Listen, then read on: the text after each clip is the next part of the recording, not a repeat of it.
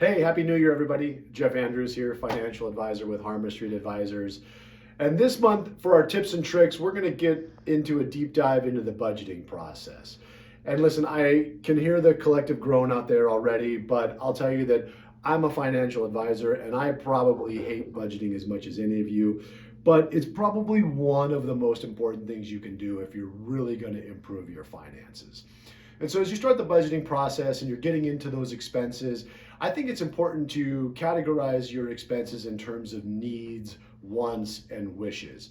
So, needs would be things like obviously that emergency fund, and I know there's lots of talk out there about a 6 month emergency savings pad. I would argue that for most of it, this is probably not 6 months.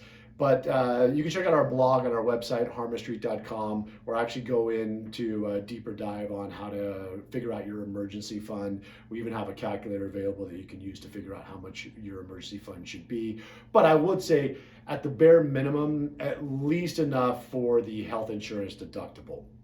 And then beyond that, obviously, debt service, and then even things like retirement, I would argue would all go into that needs column.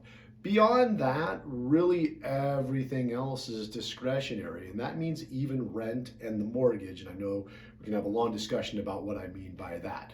But really, at the end of the day, keep in mind too that most of us can't have it all. So it's important to prioritize, and that'll help you in case you do need to look at eliminating some of the expenses that are in your monthly budget. There's a lot of different budgeting techniques out there. Our website's going to go into detail on a number of them.